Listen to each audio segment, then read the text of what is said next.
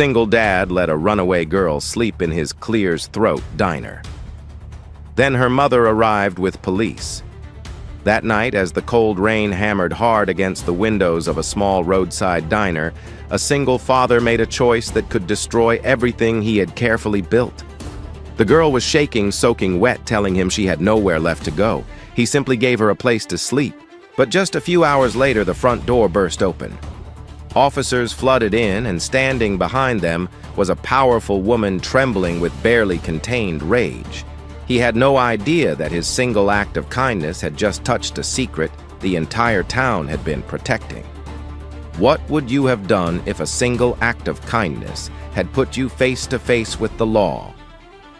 The diner sat at the edge of a two-lane highway, like something the world had forgotten.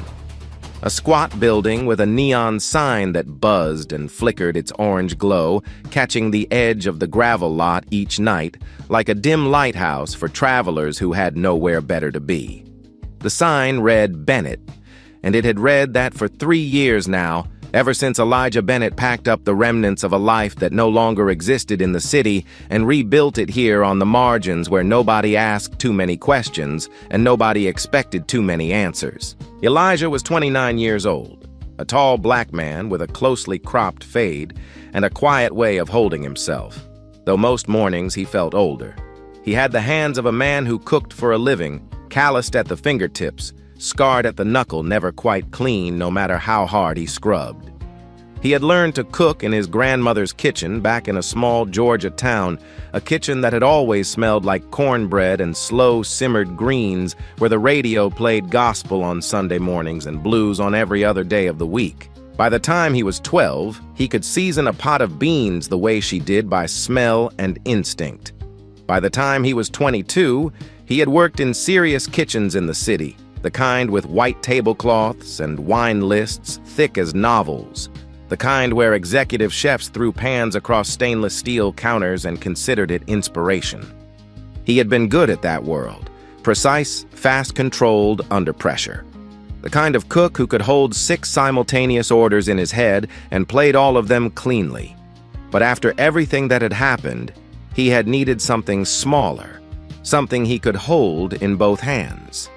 He did not like talking about why he had left. The few regulars who came in on weekday mornings knew not to press. They knew about the accident in broad strokes, the wet road, the negligent driver who had run a red light without ever slowing the hospital room in which Elijah had sat alone for 11 hours before a nurse came to find him. They knew that his wife Naomi had been a school teacher with a laugh that filled rooms, and that she had been driving home from a parent conference when it happened. But they did not ask for details, and Elijah did not offer them. What they saw instead was a man who cooked eggs perfectly, kept the coffee hot at all times, and smiled in a way that never quite reached his eyes unless his daughter was nearby. Maya Bennett was 6 years old and entirely unfazed by the strangeness of growing up in a roadside diner. She had her mother's deep brown skin and her father's wide, observant eyes, and each morning Elijah sat with her at the back booth and worked through her hair with careful patience, parting it into neat sections, the small ritual of love that had become its own form of prayer.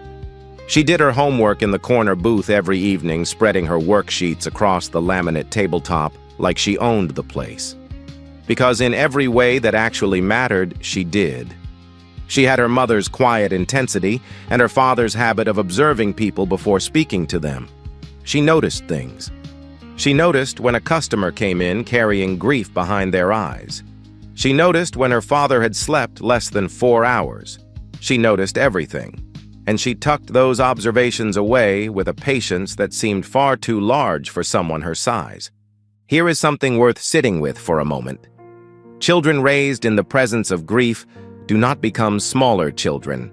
They often become larger ones, occupying more emotional territory than they were ever meant to. Maya carried her father the way her father carried her, only neither of them ever named it out loud. I think that is one of the quieter truths about families built around an absence. The remaining members do not just survive the loss together. They begin slowly and without discussion to hold each other up. The diner stayed open 24 hours, though the late stretch midnight to 5 in the morning was almost always empty. Truckers stopped sometimes, the occasional couple driving through after a concert. Now and then, a drifter who counted coins before ordering, and Elijah never made it difficult for them. He knew what it was like to need something without having quite enough to ask for it properly. On a normal night, the rhythm of the place was almost meditative. The hum of the refrigeration unit behind the counter, the sound of rain on the flat roof when it came the old radio that played whatever happened to be on, because changing it would mean admitting you cared. Sometimes a Sam Cooke song would slip through the static, and Elijah would let it play all the way through without realizing he had stopped what he was doing. That October night, the rain had arrived in hard and fast, the way it sometimes did in that part of the state, sideways, cold-edged, insistent. Maya had fallen asleep in the corner booth around 9, her spelling worksheet still half-finished beneath her cheek. Elijah had draped a blanket over her and gone back to wiping down the counter, listening to the rain, thinking about nothing in particular. He was not the kind of man who expected things anymore. Life had cured him of that particular habit. The door opened at 11:47. Elijah heard it before he saw her, the heavy groan of the door swinging inward, followed by the cold, wet rush of air that slapped the floor tiles just inside the entrance. He turned from the counter, and there she was, a girl maybe 14 or 15 years old, standing in the doorway with water streaming from her hair and clothes, one arm wrapped around herself, the other hand still pressed flat against the door, as if she hadn't quite decided whether to walk forward or step back into the rain. She was not dressed for the weather. A thin zip jacket over a dark shirt, jeans soaked through to the knee, sneakers that squelched when she finally stepped inside and let the door fall shut behind her. She looked at Elijah for exactly 1 second, then looked away, her eyes moving across the diner in the quick, systematic way of someone checking every exit in a room. Elijah had seen that look before. Not often, but enough. "Take a seat," he said, keeping his voice neutral. The voice you use with a spooked animal you don't want to frighten further. She moved to a stool at the counter and sat down carefully, as if she wasn't entirely sure she was allowed. Her hands pressed flat against the laminate, and they were not steady. She was somewhere between freezing cold and deeply frightened, and Elijah could not immediately tell which was doing more damage. "What can I get you?" he asked. "Just water," she said, "if that's okay." The words came out small and cautious, braced against the possibility that it wasn't okay. Elijah set a glass of water in front of her without comment, and went back to straightening condiments, giving her the space of not being watched. That was something he had understood for a long time. Sometimes the kindest thing you could do for a person was look away. She had no phone. He had noticed this when she set her hands on the counter. Nothing, no device, no bag, nothing to suggest she had come equipped for any version of tonight. She didn't reach for the menu. She didn't order food. She just held the glass and looked at the water in it like it was the most complicated thing she'd encountered in hours. Her name, though Elijah didn't know it yet, was Charlotte Whitmore. She was 15 years old, and she had been walking for nearly 2 hours before the lights of Bennett's Diner had appeared through the rain. She had chosen it because the lights were on. At that hour, and in that part of the county, lights still burning meant someone was still willing to be present, and that was the only qualification she had the bandwidth to evaluate. She watched the man behind the counter from the edge of her vision. She had learned that assessing people without looking at them directly, because looking directly had a way of making people feel entitled to look back. But this man was not monitoring her in the way she had anticipated. He moved around the counter doing ordinary things, refilling a sugar dispenser, washing a mug. He did not make a performance of not watching her, which would have been its own kind of pressure. He simply was not watching. That was unusual enough to be notable. In the corner booth, a small girl slept under a fleece blanket. Her dark curls spread across a spelling worksheet, a stuffed rabbit tucked under one arm. The sight of it made something tighten in Charlotte's chest in a way she could not have named. Elijah came back and refilled her water without being asked. Then he set a plate of buttered toast beside it. "You don't have to eat it," he said. "Just had extra." He had not had extra. But that was not something either of them needed to discuss. Charlotte stared at the toast for a long moment. Then very quietly she said, Can I stay here for a little while?" Elijah looked at her, then really looked for the first time the wet clothes, the guarded eyes, the posture of someone who had spent a long time being told to take up as little space as possible. "Yeah," he said. "Of course you can." The toast disappeared quickly, though she ate it in small, careful bites as if she half expected someone to take it away mid-chew. Elijah made her a bowl of soup without asking and slid it across the counter. She looked at it, looked at him, briefly, looked back down, then she ate the soup. He watched her the way he watched everything peripherally with patience. Part of his mind was running the arithmetic of the situation, the same arithmetic any reasonable adult would be running. She was a minor alone, no phone, no explanation of where she'd come from. The conventional response was to call the police or child services and let the proper systems handle it. He knew that. He was not naive about it. And he knew something else too, something that sat heavier on him than it would have on most men.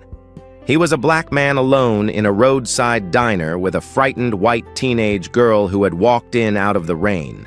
He understood exactly what that looked like from certain angles, exactly how a phone call from the wrong person could turn the rest of his life into a courtroom. He was not paranoid about it. He simply knew the country he lived in, and he knew the math of it, without needing to pretend the math was different than it was. This is the part of the story I think deserves its own pause. The cost of doing the right thing is rarely distributed evenly. Two men can perform the same act of kindness, and walk into two completely different consequences depending on the color of their skin, the size of their bank account, the deference the system grants them on first glance. Elijah understood this with the matter-of-fact clarity of a man who had grown up knowing it. And what makes his choice meaningful is not that he didn't see the danger. It is that he saw it clearly and made his decision anyway. He had grown up in a small enough town to know which foster houses were good and which ones weren't.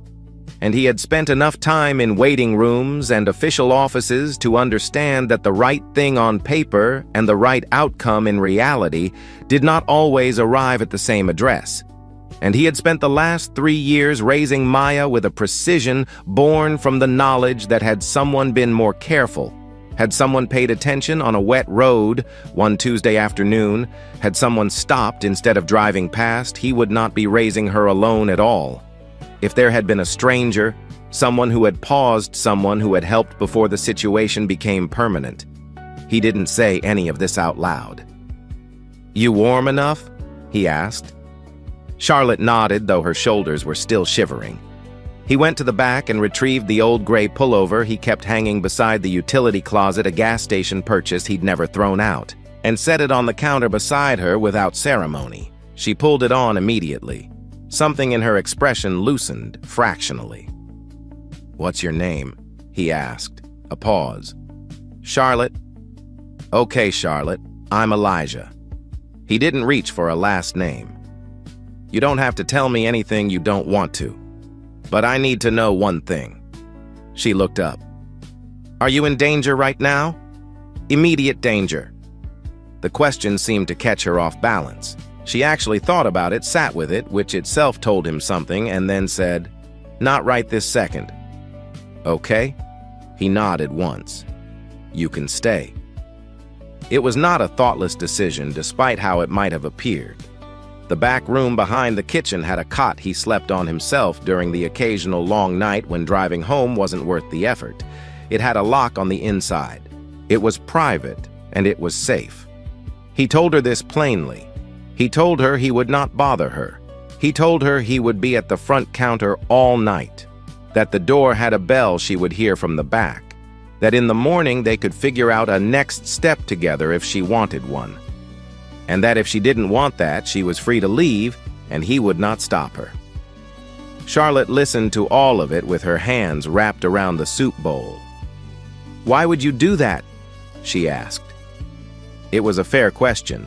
Elijah considered it honestly. Because you need somewhere to sleep and I've got somewhere you can sleep, he said. That's it. She studied him a moment longer, measuring something she didn't have words for. Then she slid off the stool and followed him to the back room, where she sat on the edge of the cot and looked at the floor. "Thank you," she said. He nodded once and pulled the door shut behind him. Maya woke at midnight the way she sometimes did when something in the quiet had shifted. She climbed down from the corner booth, dragging her blanket, and padded into the kitchen in her socked feet, finding her father at the prep counter with a cup of coffee. "There's a girl in the back room," Elijah said before she could ask. Maya absorbed this with the measured seriousness she applied to most things. "Is she sad?" "I think so," he said. "Okay." She went back to the booth and fell asleep again. By 3 o'clock in the morning, the rain had eased to a persistent drizzle. Elijah made a circuit of the empty diner, checking the door locks, topping off the salt shakers, doing the small maintenance that occupied his hands when his mind wouldn't settle. Through the wall, he could hear nothing, but twice he had noticed the faint line of light under the back room door go dark and return clicking off and then on again, off and then on again, as if she had tried to sleep and kept changing her mind. At 4:30, a truck pulled into the lot. Its headlights swept across the windows as it turned. The bell above the front door had not rung, but from the back room came a sharp sound, a sudden gasp, the scrape of furniture, the unmistakable noise of someone scrambling upright in alarm. The light under the door came on and stayed on. Elijah knocked softly. "Just a truck. Customer coming in. You're fine." A silence. Then, "Okay." When Maya reappeared at 7 with her worksheet and her stuffed rabbit and set up in her usual booth, she glanced at the back room door with the deliberate casualness of a child who had already made a private decision. At some point, while Elijah was cracking eggs for a trucker at the counter, Maya slipped from her booth, walked to the back room, and knocked. Elijah turned to intervene. But before he could, the door opened. Charlotte stood in the doorway with the careful posture of someone who had not slept. She looked down at Maya. Maya looked up at her. Maya held out the stuffed rabbit. For a moment, Charlotte didn't move. Then she took it, holding it in both hands. And something crossed her face that Elijah had not seen since she walked in through the rain. Something unguarded, undefended. The beginning of a smile. Fragile and completely real. "What's his name?" Charlotte asked. "Carrot," Maya said, as if this were obvious. "I'll take good care of him." "I know," Maya said and went back to her booth. There is a lesson tucked inside this simple exchange, and it is worth saying gently before we move forward. The world tends to teach us that kindness is a calculation that we should weigh who deserves it, who has earned it, who might take advantage of it. But sometimes the most honest kindness is the kind that simply asks nothing back. A bowl of soup, a safe room, a stuffed rabbit handed across a table by a child who has not yet learned to suspect strangers. These small offerings rarely solve anything by themselves, but they reach people in the places where larger, louder rescues never would. If you remember nothing else from this part of the story, remember this. You do not have to fix someone in order to help them. Sometimes you only have to leave a light on. Elijah said nothing. He turned back to the grill. But later, when the trucker had gone and the diner had settled into its mid-morning quiet, Charlotte sat at the counter with a cup of the coffee he'd put out and said something he had been turning over ever since. "They won't stop looking," she said. She was not speaking to him specifically. She was speaking to the counter, to the mug, to the particular problem of being seen by people who had decided they had the right to see you at all times. They never stop. That's the thing. They just never stop. Elijah didn't push. He set a plate of pancakes in front of her and let the sentence sit where it had landed. The diner opened its proper morning shift at 6 o'clock. And by 8, there were 4 regulars scattered across the booths, a retired highway inspector named Dale, a night shift nurse named Carol, who stopped in twice a week, and 2 farmers who sat at opposite ends of the counter and conducted their entire conversation at a volume meant for open fields. Maya had refilled her own orange juice twice and was deep in the complicated logic of a word problem about fractions. It was almost normal. That was what made it so strange how close to normal it all felt. Charlotte had eaten the pancakes, then a fried egg, then a piece of toast she had reached for herself without waiting to be offered. And Elijah had noticed that and considered it a small but significant thing. Taking something without waiting for permission, even something as simple as a piece of toast, was its own kind of reclamation. Around 9, when the regulars had thinned and the morning noise softened, Charlotte carried her empty plate to the pass-through window with the habitual ease of someone who had grown up around kitchens. Elijah noticed this too. "You need to figure out your next step," he said, not unkindly. "I can help with that if you want." Charlotte leaned against the counter and looked out the window at the highway cars moving in both directions, each one a direction she could theoretically take. "My family has money," she said. "A lot of it. That's not nothing, but it doesn't mean what people think it means." Elijah waited. "My mother runs everything. Everything." She said the word like it had sharp edges. "The house, the schedule, the school, the clothes, who I talk to, what I'm allowed to study. She calls it structure. She says it's because she loves me." A pause. "I used to believe that." "What changed?" "I turned 15. She looked back at him. "She had this whole plan for my 16th birthday. A press release, an announcement about some junior board position at her company. She was going to have photos taken of me in a suit, shaking hands with her board members. She didn't tell me first. She just told me what to wear."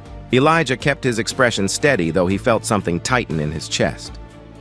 "I said no," Charlotte continued. "That was the first time I had ever said no. She didn't yell. She's not a person who yells. She went very quiet and very still. And she explained to me that my feelings about it were not relevant data." The phrase "not relevant data" landed between them like something cold and deliberate, worth pausing on this phrase, because cruelty wears 1,000 different costumes, and not all of them shout. Some forms of harm arrive dressed as discipline. Some arrive as concern.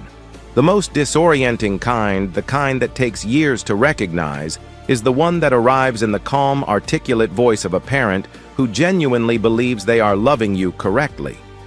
Charlotte was not running from a monster in the conventional sense. She was running from a person who had reduced her with scientific precision to a set of optimizable inputs, and that in its own quiet way can break a young person just as thoroughly. "That night I left," she said simply. Elijah was about to respond. He had something forming, not advice exactly, but a bridge. A practical question about whether there was anyone she trusted. An aunt, a school counselor, a friend's parent, something measured and useful and real. He never got to say it. The bell above the front door rang, not the careful single tone of a customer stepping in from the parking lot. This was the full crash of the door thrown wide, the bell clanging hard and then cut off as the door struck the stop.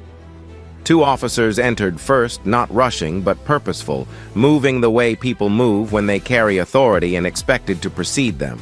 Both in uniform, hands loose at their sides, eyes already scanning the room before the door had finished settling. Behind them came a woman. She was dressed for an office meeting. Not a search, a dark structured blazer, a bag carried at the elbow heels that struck the tile floor with the particular rhythm of someone accustomed to commanding attention wherever she entered. She was somewhere in her early 40s, composed in the way that people with considerable money learned to be composed, every expression placed with care. But her eyes, when they found Charlotte at the counter, were not composed. They were the eyes of someone who had not been sleeping. Victoria Whitmore stood inside the entrance of Bennett's Diner at approximately 9:45 in the morning, found her daughter, and then found Elijah. And what moved across her face in the space between those 2 moments was something Elijah recognized immediately. It was not relief. It was not the uncomplicated joy of a mother reunited with a missing child. It was fury that had been repackaged as grievance, as accusation, as the settled certainty of a person who had decided what story she was telling before she ever walked through the door. "There she is," Victoria said. The words were aimed at the officers, not at Charlotte. The first officer, heavy-set gray at his temples, nameplate reading Brennan, looked between Elijah and Charlotte, then at Charlotte specifically. "You okay, miss?" Charlotte said nothing. Victoria was already moving. She crossed the diner floor with the precision of someone who had rehearsed the choreography of control. She placed herself between Charlotte and the counter, her back partially to Elijah, claiming the narrative geometry of the room before anyone could contest it. "She was taken from her home," Victoria said, addressing the officers. "By this man?" The word "taken" dropped into the room like something physical, like a stone into still water. Elijah set down the dish towel he had been holding. He went very still. He had been preparing for the word that came. He had not prepared for who said it, or how comfortably it left her mouth. "Ma'am," the second officer began. "She is 15 years old, a minor. She has been here overnight." Victoria's voice was modulated and unhurried, each sentence delivered with the care of someone who had thought about persuasion at length. "I want to know on what grounds he believed he had the right to keep my child from me." "Nobody kept anybody," Elijah said, his voice quiet and even. He had learned long ago that in a room with police, a black man's volume was always the first thing to be measured. "Sir, I need you to step back," Brennan said, though there was a question underneath his tone that Elijah catalogued carefully. In the corner booth, Maya had looked up from her fractions worksheet. She was perfectly still, watching her father with wide, very dark eyes. "She walked in here last night in the rain," Elijah said, his voice level, and unhurried, the voice of a man who had nothing to hide and understood that panic was the single least useful resource available to him. "She was soaking wet alone and didn't have anywhere to go. I gave her something to eat and a place to sleep safely. That is the entirety of what happened." Victoria turned to face him fully for the first time. The expression of someone encountering an obstacle she had not expected to be this calm moved across her features. "He had no authority to make that decision," she said to the officers. "She is a minor. He is a stranger. Whatever he's telling you, he didn't do anything," Charlotte said. The words were quiet, almost too quiet, but every person in the room heard them. Victoria turned toward her daughter. The calibrated composure did not crack. It did something more subtle and more unsettling. It tightened. "Charlotte," she said in the voice that parents sometimes use and that children recognize instantly as the voice that precedes consequences. "You are not helping the situation. He didn't do anything wrong," Charlotte said slightly louder this time. Maya in the corner booth let out a small involuntary breath. Then, in a voice too quiet for most of the room to catch, but entirely audible to Elijah, who heard everything that came from that particular booth, she said, "Daddy didn't do anything wrong." Officer Brennan shifted his weight. Victoria Whitmore was not a person who stumbled. She had been in rooms more hostile than this one. Boardrooms where adversaries had tried to take things from her negotiating tables, where the opposing side had tried to rewrite terms she had already established. Situations where people had attempted to cast her as the villain and failed because she controlled the framing. She knew how to handle pressure. She knew specifically how to manage situations where she was outnumbered in emotion but held the structural advantage of status and preparation. She pivoted. "I'm not here to argue," she told the officers, her register shifting softer now. Slightly more measured, producing from somewhere in her bearing the quality of a worried mother rather than a furious executive. "I was out of my mind with worry all night. My daughter has had some struggles recently, emotional struggles, and when I learned she had spent the night with a stranger, she wasn't struggling," Elijah said. "Sir," Brennan held up a hand. "Let her finish," Victoria continued. The story she constructed was smooth and internally consistent. The kind most dangerous precisely because it used real details in service of a false overall shape. Yes, Charlotte had been unhappy recently. Yes, there had been tension in the household, but the suggestion never stated outright. Always implied through careful word selection was that Elijah had somehow encouraged the girl's presence, perhaps even welcomed a runaway in ways that a responsible adult would not. She did not use the word lured. She used the word allowed. She used it 6 times in 4 minutes. Notice the architecture of what is happening here, because it is the kind of thing that happens in real rooms more often than we like to admit. A powerful person is constructing a story not by lying exactly, but by selecting which truths to elevate and which truths to leave on the floor. A skilled storyteller with status and good clothes can shape a room's understanding of an event with nothing more than careful word choice and the patience to repeat the right words enough times. This is one of the quieter ways power works. Not by force, by framing.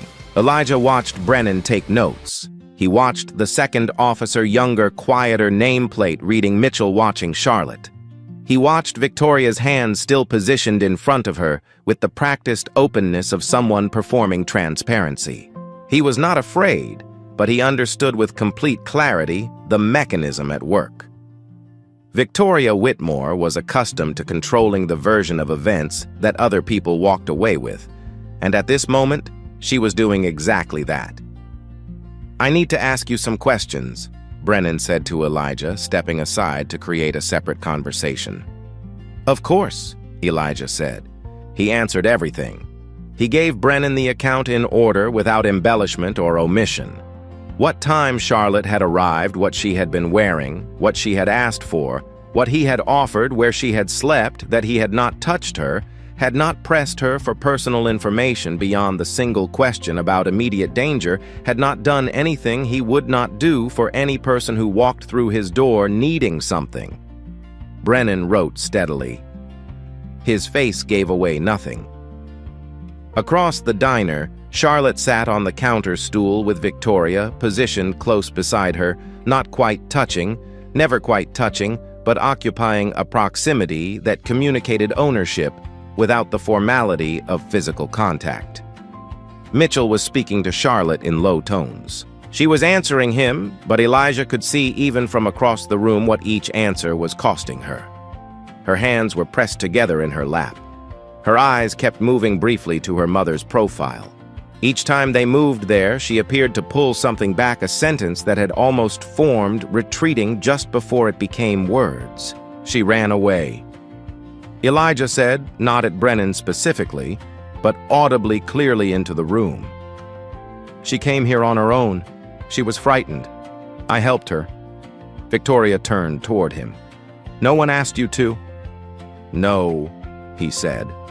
That's usually how it works, though. Brennan looked up from his notepad briefly, then back down.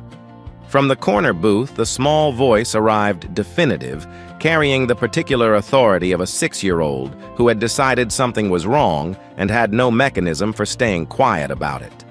My dad didn't do anything bad, Maya said. She was standing now beside her booth. The fractions worksheet abandoned the stuffed rabbit held in both arms. He made her soup. He let her sleep. He didn't do anything bad. The room paused. Even Victoria paused. There is something in the unedited certainty of a child's voice that can accomplish what adult argument rarely manages. It interrupts a narrative entirely. Not through logic, but through the sheer, undeniable weight of something said without calculation. Mitchell looked at Maya, then at Elijah, then at Victoria, with an expression that had shifted fractionally but perceptibly from professional neutrality towards something less easy to categorize. Mitchell cleared his throat. I think we should hear from Charlotte, he said, without anyone else in the immediate area. Victoria's expression went very still.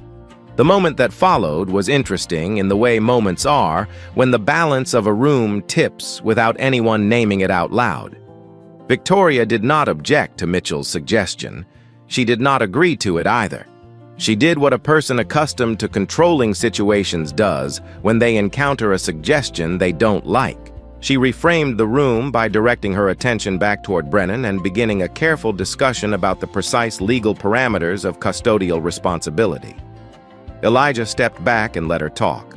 Mitchell was already guiding Charlotte gently toward the far end of the counter, creating the informal privacy of a few additional feet. Charlotte moved without resistance, and Elijah noticed something in the way she walked that was different from the night before, less braced, as if the hours of sleep and the morning of food and the company of a 6-year-old with a rabbit named Carrot had done something small but structural to the way she was holding herself together.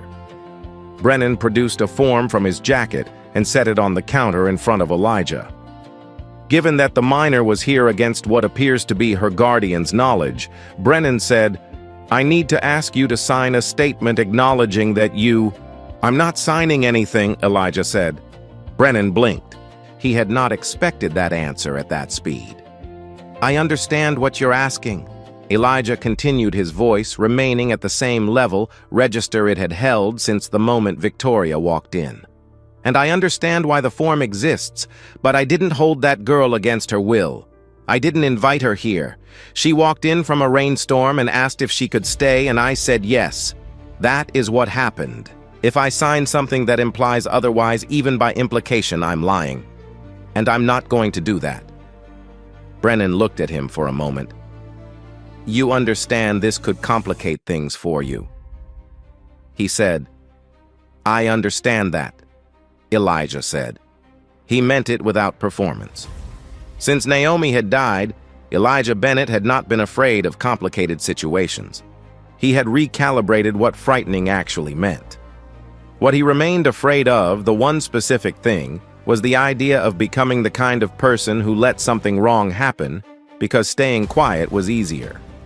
He had learned that lesson not from strength but from absence, from the specific permanent shape of the intervention that had never come. Victoria had paused her conversation with Brennan and was watching Elijah now with the careful expression of someone recalibrating their assessment. She was beneath the controlled surface, surprised. In her considerable experience, men in positions of relative social vulnerability, small business owners, single parents, people without attorneys on retainer accommodated. They apologized. They signed things and were grateful for the opportunity to sign things. This one was not apologizing. He was simply standing at his own counter in his own diner, looking at her with eyes that held no particular hostility, but no deference either, just a kind of steady, unimpressed patience that she found in a way she would not have acknowledged aloud, genuinely unnerving. "You're making this harder than it needs to be," she said. "I don't think so," he said. "I think you're doing that." Maya had resettled in her booth by then, though she was not working on her fractions. She was watching pencil in one hand, the edge of the blanket in the other. Her expression identical to her father's watchful patient, entirely unimpressed by power that was not accompanied by rightness. This is the second lesson of the story, and it is one that asks something of all of us.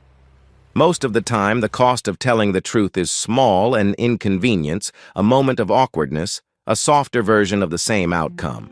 But occasionally, life sets a piece of paper in front of you and asks you to sign it, knowing the words on it bend the truth just slightly, and in those moments, the easy thing and the right thing stop being the same thing. Standing firm in those moments rarely feels heroic from the inside. It usually just feels stubborn or scary or pointlessly difficult. But the people who hold the line in small rooms on ordinary mornings are the people who over time decide what kind of country we get to live in. Not the loud ones, the quiet ones who simply will not lie. From the far end of the counter, Charlotte's voice rose slightly, not in distress, in something closer to the beginning of resolve. Mitchell had a different quality from his partner. Quieter, more careful, the kind of officer who had been doing this long enough to know that the loudest voice in a room was rarely the most accurate one. He sat beside Charlotte on the far stools with his notepad open but not prominently displayed. His body angled slightly away from her, which was a small but deliberate act of making space. "You don't have to tell me anything you don't want to," he said. It was remarkably the same sentence Elijah had used the night before. Charlotte recognized the shape of it, and for a reason she couldn't have fully articulated it, loosened something in her chest. She started with what was easy. Her mother had always been demanding. That was not a secret. Victoria Whitmore had been profiled in 7 business publications over the last decade, and every profile mentioned it. Her standards, her precision, her relentless expectation of excellence from everyone in her orbit. People called it drive. They called it vision. They used the word inspiring without irony. What those profiles never captured, because they were written by people who spoke to Victoria and not to the people who lived inside Victoria's orbit, was what it felt like to be managed rather than raised. Charlotte tried to describe it to Mitchell. She described the schedule not a loose family routine, but a literal schedule printed and laminated and revised on a quarterly basis, governing her waking hours from 6 o'clock in the morning until 9 at night.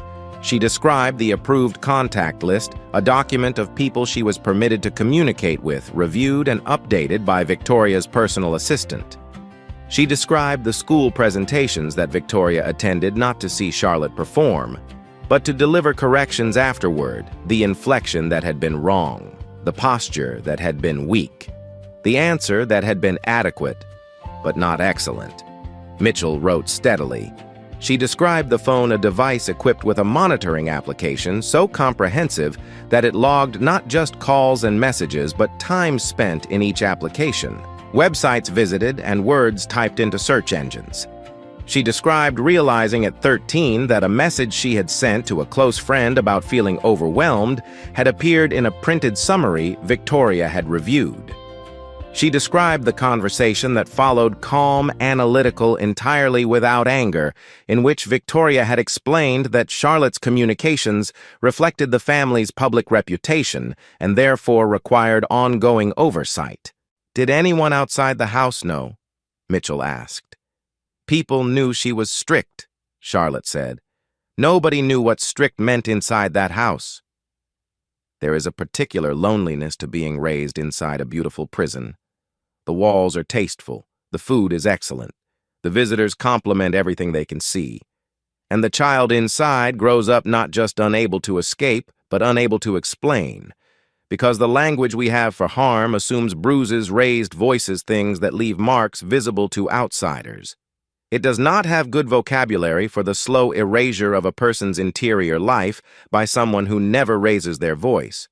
Charlotte was learning that vocabulary now in real time, sitting on a stool at the end of a counter telling a quiet officer named Mitchell what it had actually felt like to be loved on those terms. The board announcement, the press release, the junior board position, the photographs in the suit had not been the beginning of anything. It was simply the moment the accumulated weight had become specific and impossible to carry into the next day. Lying in her bed the night Victoria told her what to wear, Charlotte had understood something. There was no version of her future inside this system that contained anything she had chosen for herself. Every subsequent year had already been decided. Every appropriate feeling had already been assigned. She had not packed a bag. She had not planned. She had simply walked out.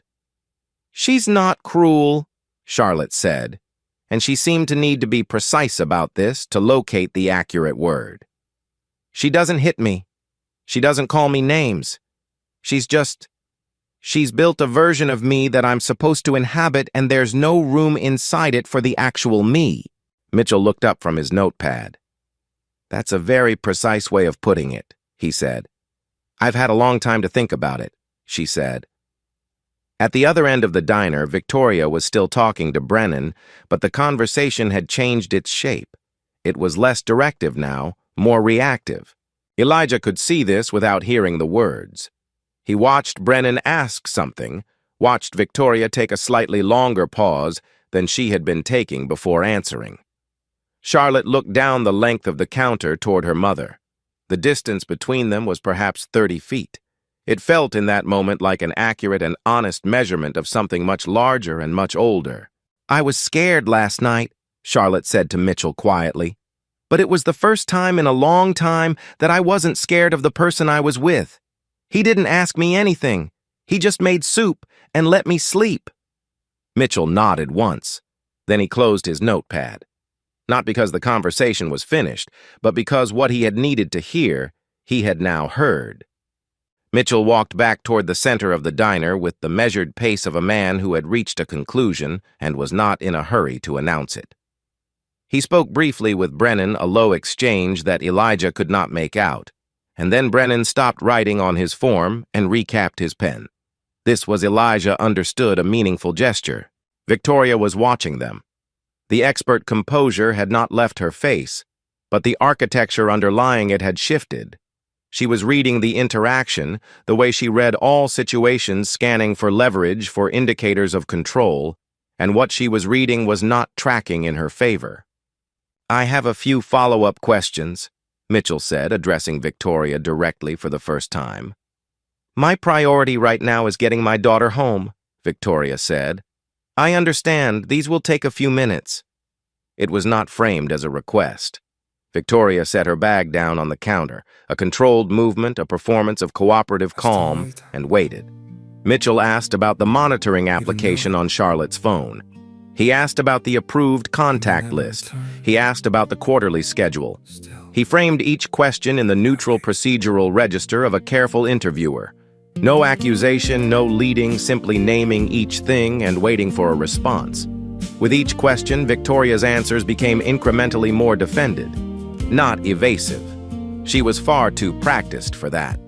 But they shifted from the confident assertions of the first 15 minutes toward the more careful territory of justification. The application was a standard parental tool. The contact list was a safety measure.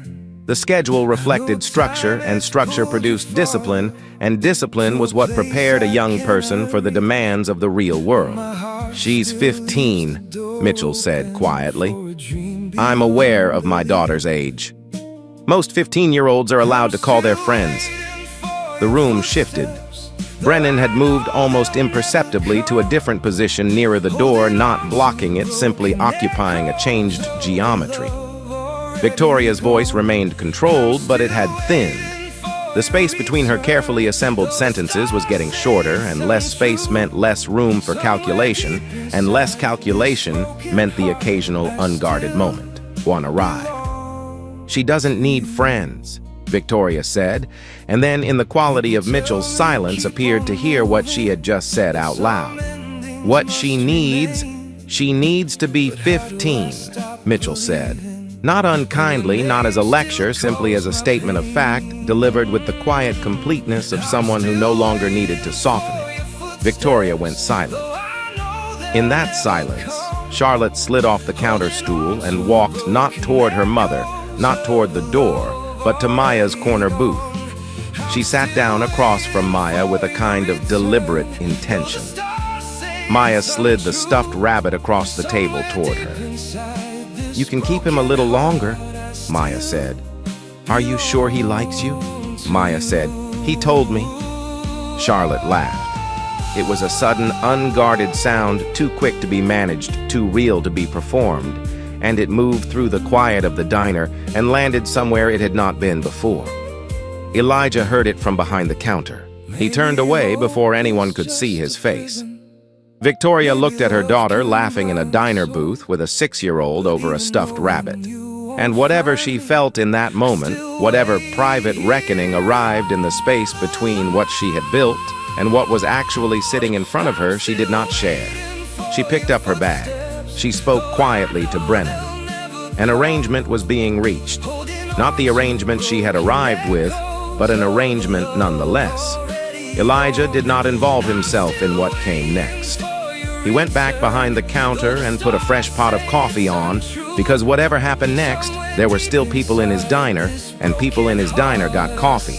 What came next unfolded over the following weeks, not in the diner, but elsewhere in offices and in conversations that Elijah was not part of and did not seek to be part of.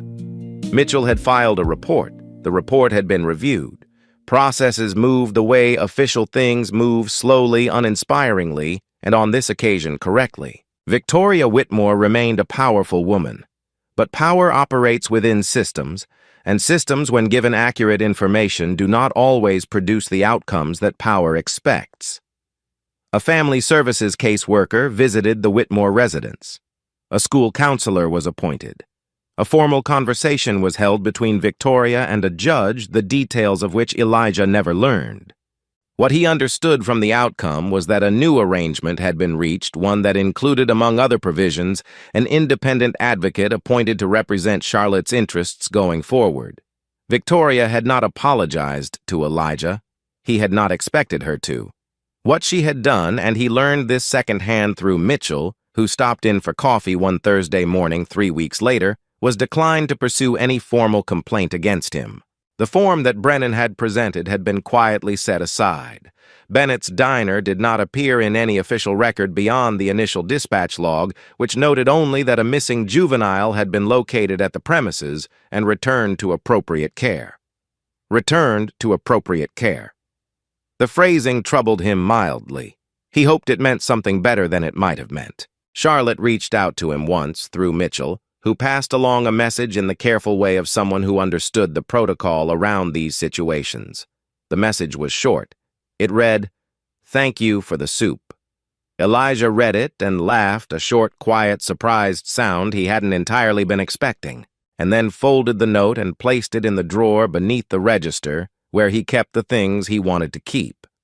On a Saturday morning, 3 weeks after all of it, Maya sat in the corner booth with a new worksheet and a proprietary comfort in the diner that had, if anything, deepened in the aftermath of what had happened.